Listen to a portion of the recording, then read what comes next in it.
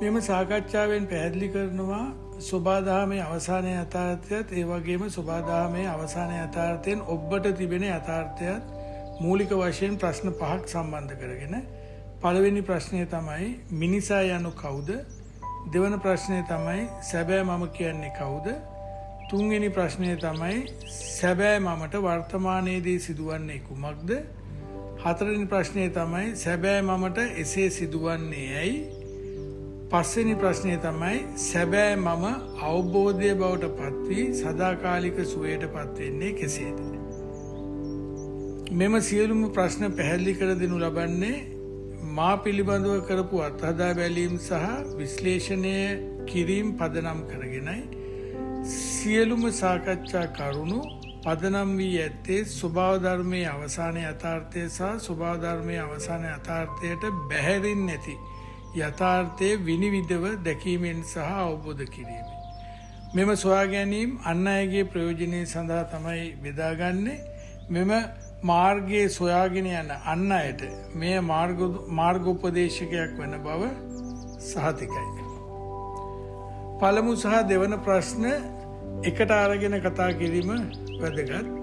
එනම් මිනිසා යනු කවුද සහ සැබෑ මම යනු කවුද? මිනිසා යනු ශක්තියින් තුනක එකතුවීමකින් ඇතිවන ප්‍රතිඵලය. මෙම ශක්තියින් තුන තමයි මිනිස් ඥාන, සිතුවිලි නැත්නම් චේතනා සහ චේතනා ක්‍රියාත්මක කිරීමේ බලය. මෙතනදී පැහැදිලි වන කරුණක් තමයි මිනිසා යනු ප්‍රතිඵලය. එම නිසා මිනිසෙක් ඉන්නවයි කියලා ගන්නත් බෑ, මිනිසෙක් නැහැයි කියලා ගන්නත් බෑ. මිනිසෙක් ඉන්නවයි කියලා ගත්තොත් මිනිසා සදාකාලික විය යුතුයි. එහෙනම් අපි සෑම කෙනෙක්ම දන්නවා මිනිස් ශරීරය සහ සිතුවිලි සාමාන්‍යයෙන් අවුරුදු 80ක් පමණ කාලයක් තමයි පවතින්නේ. එසේනම් මිනිසෙක් ඉන්නවා කියලා ගැනීම මෝඩකමක්. ඒ වගේම මිනිසෙක් නැහැයි කියලා ගතහොත් එයත් මෝඩකමක් විදියට ගන්න පුළුවන්. ඒට හේතුව තමයි චේතනා ක්‍රියාත්මක කිරීමේ බලය සදාකාලික ශක්තියක්. එතකොට ඒක සදාකාලිකව ක්‍රියාත්මක වෙන ශක්තියක්. එතකොට මිනිසෙක් නැහැයි කියලා ගන්න බෑ.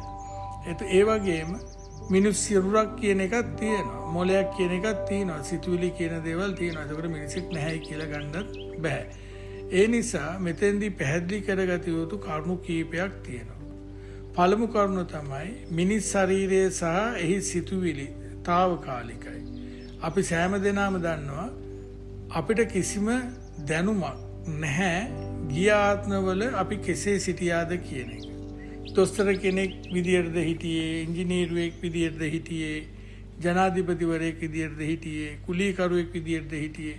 ඒකට හේතුව තමයි දැනුම් තැම්පත් වෙන්නේ මොලේ කියන ඉන්ද්‍රියේ වන නිසායි. එතකොට මොලේ මේ යනවත් සමගම එම දැනුම් වල එකතුව නැවත විසිරී යෑමක් තමයි සිදු වෙන්නේ. එතකොට මොලේ ආත්මෙන් ආත්මයට ගමන් කිරීමක් සිදු වෙන්නේ නැහැ. ඒ නිසා තමන් සිටි ආත්මයන් වල දැනුම් ගමන් කිරීමක් සිදුවන්නේ නැහැ. අප පැහැදිලි කරගත යුතු දෙවුණු කරුණ වන්නේ චේතනා ක්‍රියාත්මක කිරීමේ බලය සම්බන්ධයෙන්.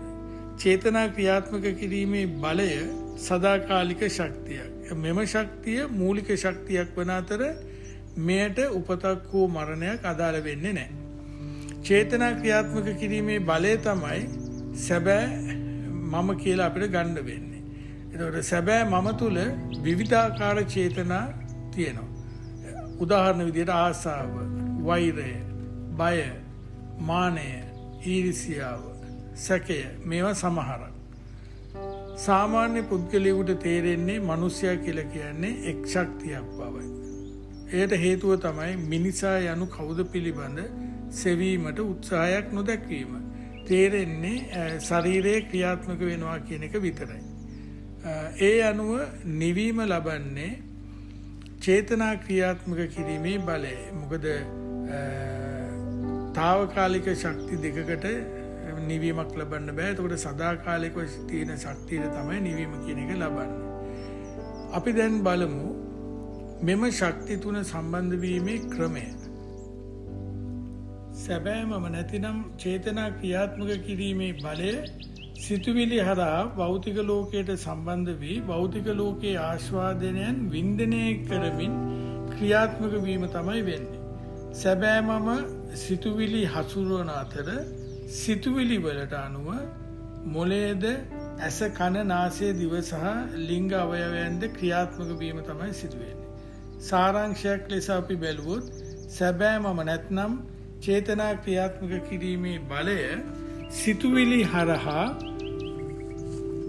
මොළය සිතීමටද ඇස බැලීමටද කන ඇසීමටද නාසය ගඳ සුවඳ බැලීමටද දිව රස බැලීමටද ලිංග ඉන්ද්‍රියන් ක්‍රියාත්මක කිරීමටද සමත් වෙනවා. මේ ඔක්කොම වෙන්නේ මේ භෞතික ලෝකයේ ආස්වාදයන් භුක්ති විඳීම සඳහා. එතකොට සැබෑමම නැතිනම් චේතනා ක්‍රියාත්මක කිරීමේ බලය භෞතික ලෝකයට සම්බන්ධ වීමට හේතුව තමයි භෞතික ලෝකයේ තිබෙන ආස්වාදයන් භුක්ති විඳීම සඳහා. භෞතික ලෝකයේ තිබෙන මෙම ආසාවන් නැත්නම් ආස්වාදයන් මොනවාද? ලස්සන පින්තූර වෙන්න පුළුවන්, ආදරණීය ශබ්දයන් වෙන්න පුළුවන්, ප්‍රසන්න සුවඳවල් වෙන්න පුළුවන්, රසවත් ආහාර වෙන්න පුළුවන්, ලිංගික සතුට වෙන්න පුළුවන්. ඒ වගේම සිතීම හරහා මෙම පැහැදිලි කළ ආස්වාදයන් නැවත නැවත ආවර්ජනය කරමින් ලබන සතුට වෙන්නත් පුළුවන්. එතකොට භෞතික ලෝකයේ මෙම ආස්වාදයන් පසුපස හඹා යාමට නැත්නම් භුක්ති විඳීමට හේතුව කුමක්ද? සැබෑ මගේ තිබෙන නොදැනුවත්කමයි. නැතිනම් භෞතික ලෝකයේ මෙම වින්දනයන් ඇතිවීමට හේතුව පිළිබඳ තිබෙන නොදැනුවත්කමයි. දැනට සැබෑමම සිතන්නේ මේ සියලුම ආස්වාදයන් අයිති වෙන්නේ තමාට බවයි. ඒ නිසා මේවා අනුභව කරමින් ක්‍රියාත්මක වීම තමයි වෙන්නේ. එතකොට භෞතික ලෝකයේ මෙම ආස්වාදයන් ඇතිවීමට හේතුන් දැන් සොයා බලමු. අපි මිනිස් ඥාන යනු මූලික ශක්තියින් වල එකතුවක් සහ මිනිස් ශරීරයේ නිර්මාණය කිරීම සඳහා ඇති තොරතුරු වල එකතුවක්. එතකොට මිනිස් සිරුර මිනිස් ඥාන ආරක්ෂා කිරීම සඳහා නිපද වූ උපකරණයක් ලෙස අපිට හඳුන්වන්න පුළුවන්. එතකොට මිනිස් මොළය මිනිස් සිරුරේ මධ්‍යස්ථානය ලෙස අපිට ගන්න පුළුවන්. ඥාන ක්‍රියාත්මක වෙන්නේ පැවැත්ම මූලික කරගෙනයි. ඥාන පැවැත්ම මූලික කරගෙන ක්‍රියාත්මක වන විට මූලික චේතනා කීපයක් දැක ගන්න පුළුවන්. පළමුව එක තමයි ආත්මාර්ථකාමීත්වය. හේතුව පැවැත්ම කියන එක මූලික කරගෙන ක්‍රියාත්මක වෙන නිසා. දෙවැන්න තමයි බියසුළු බව. ඒකට හේතුව තමයි බලවත් ඥාන වලින් ආරක්ෂා වී සිටීමට අවශ්‍ය නිසා. තෙවැන්න ගිජුකම, පැවැත්ම සඳහා ආහාර ගැනීම කියන කොටස. හතරවැන්න ආකර්ශනීය ස්වභාවය, පැවැත්ම සඳහා ඥාන පිටපත් සෑදීම ඉතා අවශ්‍ය වෙනවා. එතකොට ආකර්ශනීය ස්වභාවය කියන එක ඉතාමත් වැදගත්. පස්වැන්න සෙනෙහස, ඥාන පැවැත්ම සඳහා කෙටි නිෂ්පාදනය වගේ දේවල් කටයුතු කිරීම පැටවුන් සඳහා අවශ්‍යයි. එතකොට ඒක සෙනෙහස කියන කොටසට සම්බන්ධයි. එතකොට මේ චේතනාවන් මෙම චේතනාවන් ඥානවල තිබෙන මූලික චේතනාවන් ලෙස අපිට ගන්න පුළුවන්. මෙම චේතනාවන් ඉටු කර ගැනීම සඳහා ඥාන විවිධාකාරයේ උපක්‍රම භාවිතා කරමින් තමයි ක්‍රියාත්මක වෙන්නේ. එතකොට සුභාදාමයේ ඕන තරම් අපිට ගන්න පුළුවන් උදාහරණ ගස් උදාහරණයක් ලෙස ගත්තොත් විවිධ වර්ණයන්ගෙන් යුත් ආකර්ශනීය මල් නිෂ්පාදනය අපිට දැක ගන්න පුළුවන්. ඒ වගේම මල් පැණි නිපදවීමක් දැක ගන්නත් පුළුවන්. ඒට හේතුව තමයි සුභාදාමයේ සිටින අනිකුත් ජීවීන් අද්දවා ගැනීම සඳහා කරන උපක්‍රමයක් ලෙස අපිට ගන්න පුළුවන්. එතකොට ඥාන පරාගණය නැත්නම් ඵලදායි පරාගණයක් සිදු කළ හැකි නිසයි එවිට ඥාන පිටපත් සෑදීම ඉතා ඵලදායිතාවයෙන් යුතුව ක්‍රියාත්මක කරගන්න පුළුවන් වෙන නිසායි. අපිට තව උදාහරණ ඕන තරම් තියෙනවා. අමු අඹ ගෙඩියක් උදාහරණයට ගත්තොත් එහි පාට කොළ පාට. එතකොට ඒ වගේම රසය ඇඹුල්. මෙම කියන ස්වභාවයන් ආකර්ශනීය ස්වභාවයෙන් යුක්ත වෙන්නේ නැහැ. හේතුව තමයි අමු අඹගෙඩිය ජාන පිටපත් සෑදීම සඳහා සූදානම් නැහැ කියලා කියන කොටසයි ඒකෙන් අදහස් කරන්නේ. එතකොට අඹගෙඩි ජාන පිටපත් සෑදීම සඳහා සූදානම් වූ විට මොකද වෙන්නේ? මේවායේ පාටවල් ආකර්ශනීය ස්වභාවයක් ගන්න. එතකොට රතු පාට, කහ පාට නැත්නම් තැඹිලි පාට වගේ ස්වභාවයක් ගන්න පුළුවන්. ඒ වගේම රස කියන කොටසෙත් ඇඹුල් වෙනුවට පැණි රස කියන කොටස සම්බන්ධ වෙනවා. එතකොට මේවා ගොඩක් ආකර්ශනීයයි. එතකොට අනිකුත් ජීවි නැද ගැනීමේ හැකියාවක් ලැබෙනවා. එතකොට මේ විදිහට සෑම ජීවින් කොට්ටාස ගැනම විශ්ලේෂණයක යෙදෙන්න පුළුවන් සෑම කෙනාටම. එතකොට පුළුවන් අනිකුත් විශ්වීය ස්වභාවයන් මේ විශ්වීය ස්වභාවයේ තියෙන අනිකුත් ස්වභාවයන් දැක ගැනීමට. එතකොට ඥානවල තිබෙන මූලික ස්වභාවයන් ඥාන පැවැත්ම සහ ඥාන පිටපත් සෑදීම අරමුණු කරගෙන තමයි පවතින්නේ. මේවා මිනිස් ඉන්ද්‍රියන්ගෙන් සහ සිතීම කියන කොටසෙන් අපිට දැක ගන්න පුළුවන්. මිනිස් මොළයේ අනු ස්වභාවයේ සංකීර්ණ විද්‍යුත් රසායනික සහ ජීව විද්‍යාත්මක යන්ත්‍රයක් කියලා අපිට හඳුන්වලා දෙන්න පුළුවන්. මා සම්බන්ධයෙන් කළ අත්හදා බැලීම් සහ විශ්ලේෂණයන්ට අනුව මිනිස් මොළය ප්‍රධාන වශයෙන් කොටස් 3කින් සමන්විතයි.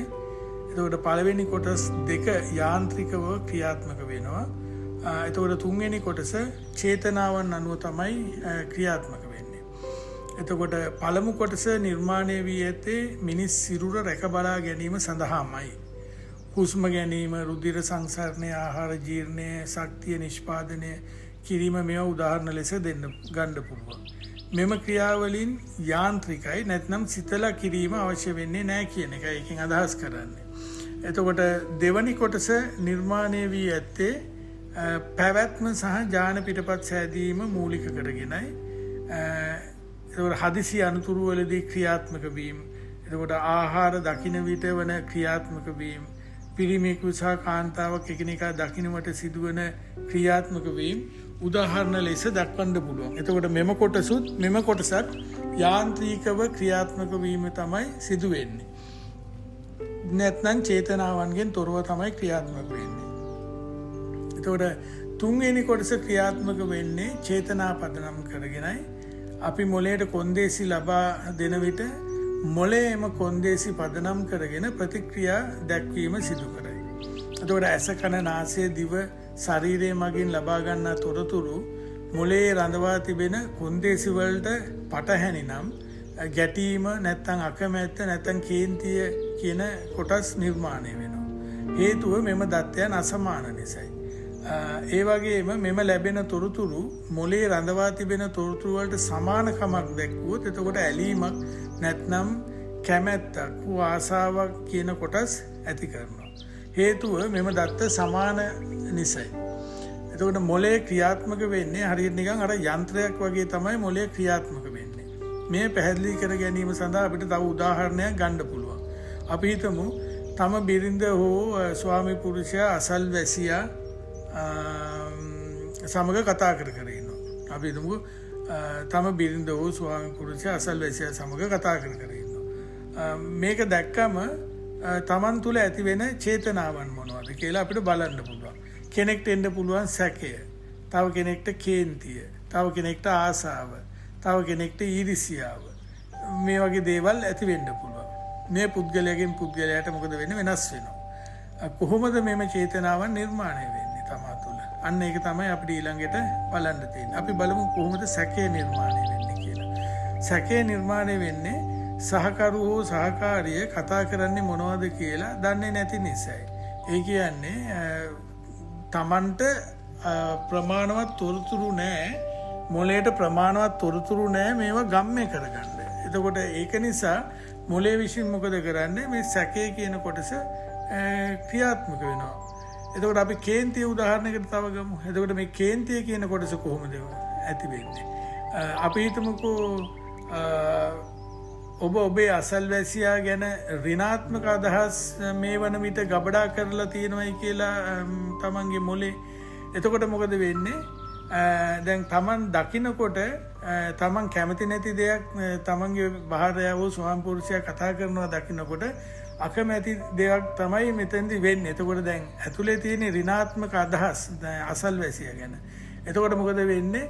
මේ කොටස් දෙක එකින් එකට ගැටීම සිදු වෙනවා. එතකොට තමයි කේන්තිය නිර්මාණය වෙන්නේ.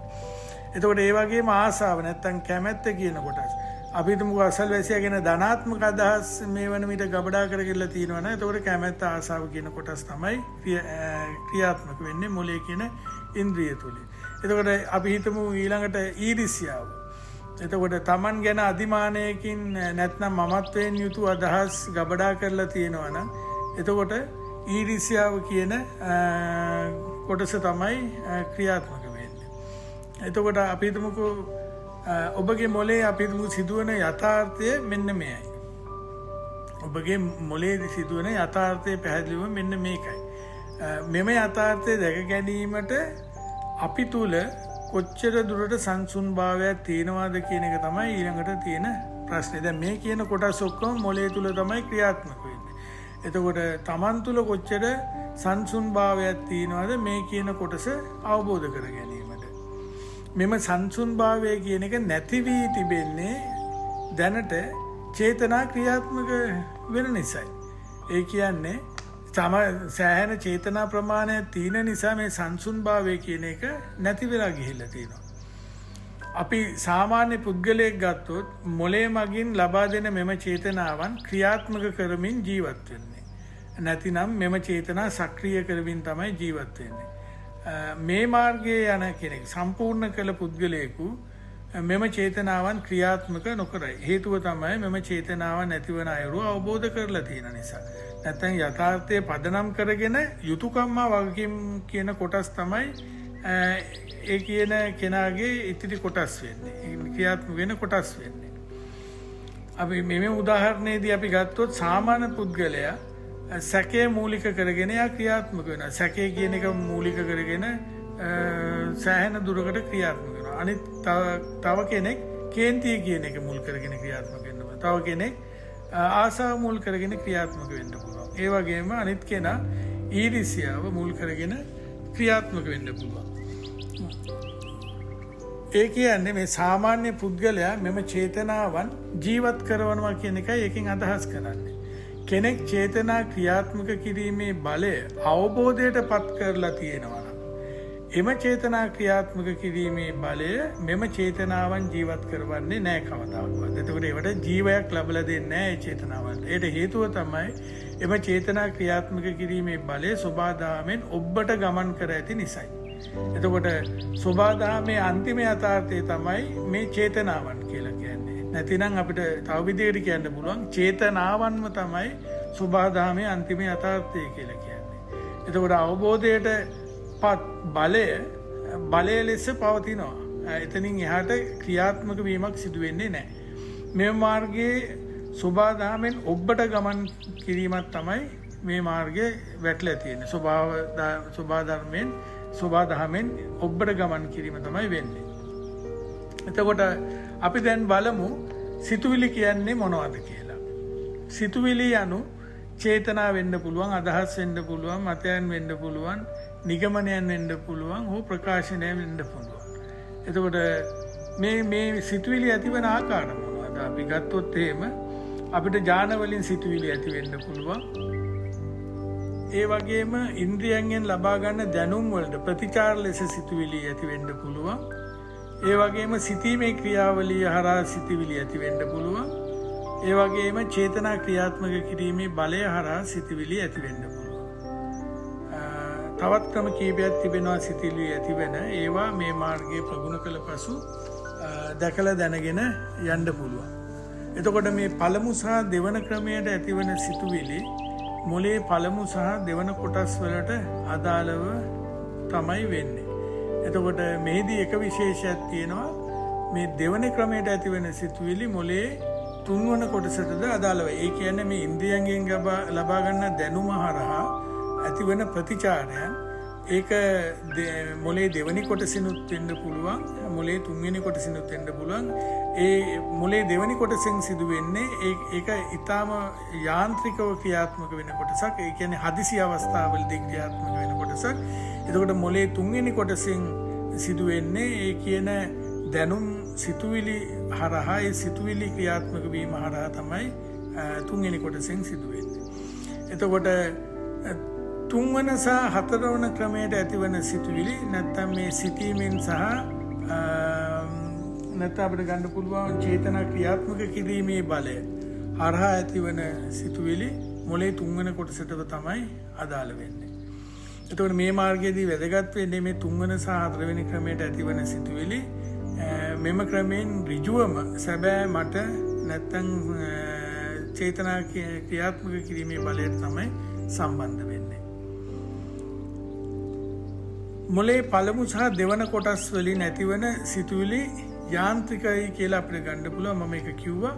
හේතුව තමයි ඥාන ක්‍රියාත්මක වෙන්නේ පැවැත්ම සහ පිටපත් සෑදීම කියන කොටස් අරමුණු කරගෙන. එතකොට ආත්මාර්ථකාමීත්වය, බය කියන කොටස්, ගිජුකම කියන කොටස්, ආකර්ෂණීය බව කියන කොටස්, එතකොට සෙනෙහස කියන කොටස මේවා වැදගත් වෙන්නේ මූලික ගණයේ චේතනා ලෙසයි. පසුව මොලේ තුන්වෙනි කොටස නැත්නම් සිතීම ක්‍රියාත්මක වන විට මෙම මූලික චේතනාවන් ඊළඟ මට්ටමකට වර්ධනය වීම තමයි අපිට දකින්න පුළුවන්. මේවා උදාහරණ ලෙස අපිට කියන්න පුළුවන් මේ විදිහට. අපි උදාහරණයක් විදිහට ගත්තොත් මමත්වයේ යනු ආත්මාර්ථකාමීත්වය කියන ඥානවල තියෙන මූලික ස්වභාවය තවත් වර්ධනය වෙච්ච තත්ත්වයක්. අපි ආසාව කියන ගත්තොත් එහෙම ගිජුකම, වින්දනය, එතකොට ආකර්ෂණීය ස්වභාවය මෙන්න මේ කියන ස්වභාවයන්ගේ තවත් වර්ධනය වූ තත්ත්වය තමයි ආසාව කියන්නේ. එතකොට කේන්තිය කියලා කියන්නේ නැත්තම් කෝපය කියලා කියන්නේ කෝපය කියලා කියන්නේ ආසාවේ තවත් ඉහළ වූ වර්ධනය වූ තත්ත්වයක් කියලා ගන්න පුළුවන්. එතකොට පලි ගැනීම කෝපය කියන තත්ත්වයේ ඉහළ තත්ත්වයක් කියලා ගන්න පුළුවන්.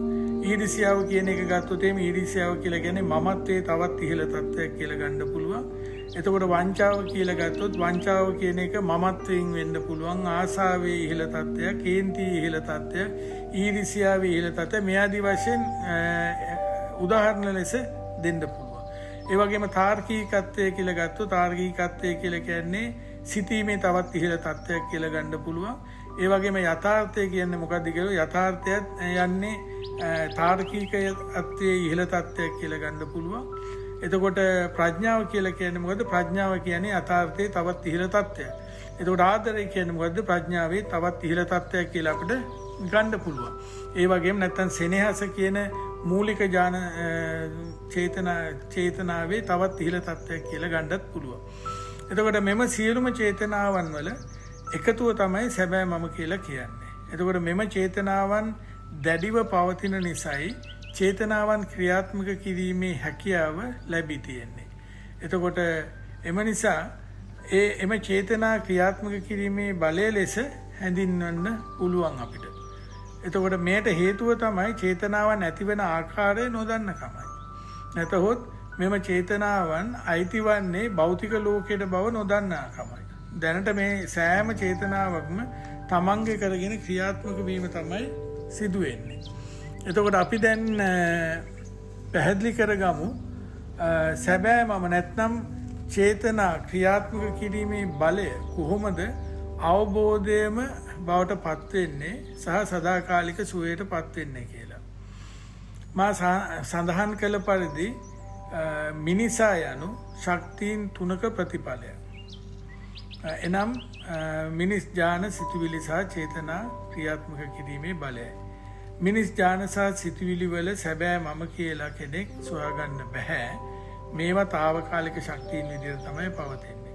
එතකොට මෙම ශක්තියින් දෙක ශක්තිය එකතුන් නියෝජනය කරන්නේ මෙම ශක්තිය එකතුන් යම්කිසි සීමිත කාලයකට සඳහා තමයි වළංගු වෙන්නේ. ඒ අනුව සැබෑ මම ලෙස ගත හැක්කේ චේතනාවල එකතුවයි නැත්තම් තුන්වෙනි ශක්තියයි. එනම් තුන්වෙනි ශක්තියයි. එතකොට එසේ චේතනා ක්‍රියාත්මක කිරීමේ බලය නම් සැබෑ මම වෙන්නේ. චේතනා ක්‍රියාත්මක කිරීමේ බලයට තමයි හැකියාව තියෙන්නේ අවබෝධයට පත්වීම සහ සදාකාලික සුවයට පත්වීමට. දැනට චේතනාවන් සෑහෙන ප්‍රමාණයකින් යුක්ත නිසා සැබෑ මම තමන් තුලම එක් චේතනාවකින් තව චේතනාවකට එම චේතනාවෙන් තව චේතනාවකටත් ගමන් කරමින් සිටින බව තමයි කියන්න පුළුවන්. විතක බය කියන ස්වභාවය විදියට ඉදිරිපත් වෙනවා. විතක කේන්තිය විදියට තමන් ඉදිරිපත් වෙනවා. විතක ආසාව විදියට තමන් ඉදිරිපත් වෙනවා. විතක ආදරය ලෙස ඉදිරිපත් වෙනවා. එතකොට තමන් තුළම මුහුණුවරයන් ගණනාවක් දක්නට ලැබීම තමන්ටම තේරුම් ගන්න පුළුවන්. මෙම මාර්ගයේ පැහැදිලි කරලා දෙන්නේ තමන් තුළම ක්‍රියාත්මක වෙන මෙම ගමන නැවත්වීම සඳහා තමයි මේ මාර්ගය කියලා දෙන්නේ. තමන් තුළ ක්‍රියාත්මක වෙන මෙම ගමනට හේතුව තමයි චේතනාව. එතකොට මෙම චේතනාවන් අයිති වෙන්නේ ස්වභාව ධර්මයටයි නැතිනම් භෞතික ලෝකයටයි. මෙම චේතනාවන් හටගන්නා අයුරු අවබෝධ කිරීම ඉතාමත්ම අවශ්‍යයි. තමන් තුළ මේ ක්‍රියාත්මක වෙන භව ගමන නැත්තම් මේ කියන මෙම ගමන නැවත්වීම සඳහා ඉතාමත්ම අවශ්‍යයි අවබෝධයට පත්වීමට.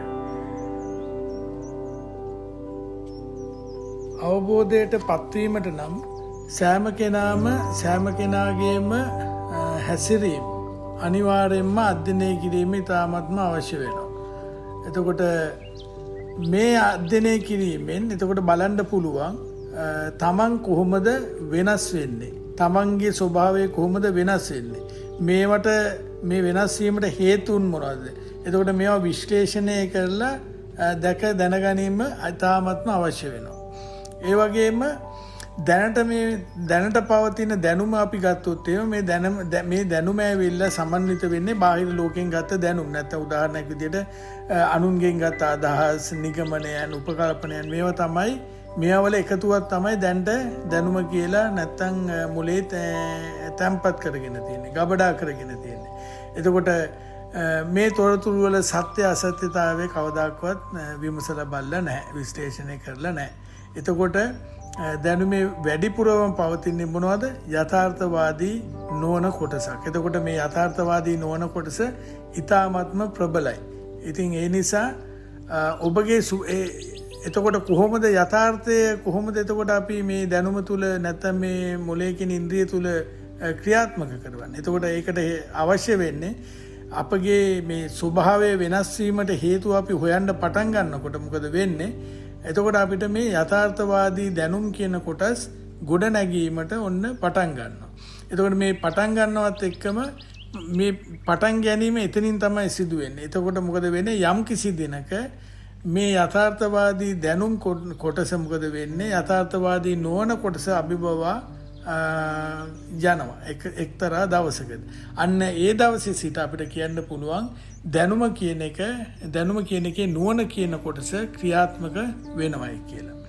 එතකොට අපිට බලන්න පුළුවන් මේ අතර අපෙන් ඇසිය යුතු තව ප්‍රශ්නයක් තියෙනවා. ඒ තමයි අනුන් වෙනුවෙන් තමන්ගේ කැපවීම කොච්චරක්ද කියන එක. මොකද ඥාන ක්‍රියාත්මක වෙන්නේ ආත්මාර්ථකාමීත්වය කියන එක මුල් කරගෙන නිසායි.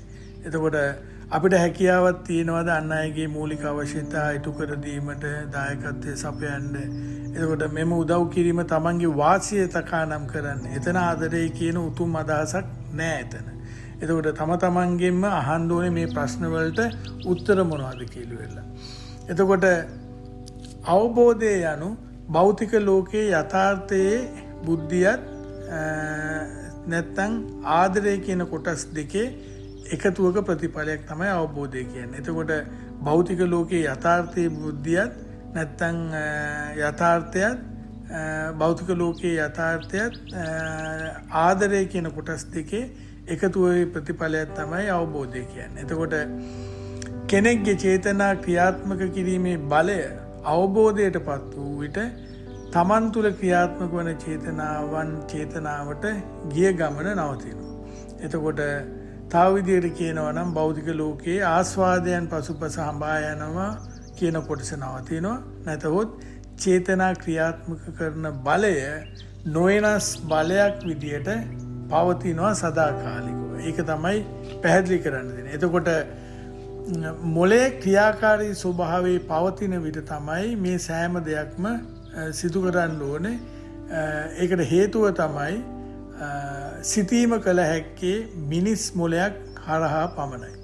එතකොට මිනිස් මොලේ සැබෑ මමට ලැබුණු උපකරණයක් තමාව දැක ගැනීම සඳහා. එතකොට සැබෑ මම අවබෝධයට පත් වුණු පසු මොලේ ක්‍රියාකාරීව පැවතියත් එය සහ ඊට සම්බන්ධ ඉන්ද්‍රියයන් පාවිච්චි කිරීමක් වෙන්නේ නැහැ. ඒට හේතුව තමයි භෞතික ලෝකයේ චේතනාවන් පිළිබඳ සම්පූර්ණ අවබෝධයට පත්ව ඇති නිසායි. පැහැදිලි කිරීම මෙතනින් අවසන් වෙනවා. එතකොට ඔබගේ අදහසේ තියෙනවා නම් ඒ අදහස් සෙක්ෂන් එකට කොටසට දාන්න පුළුවන්. ස්තුතියි.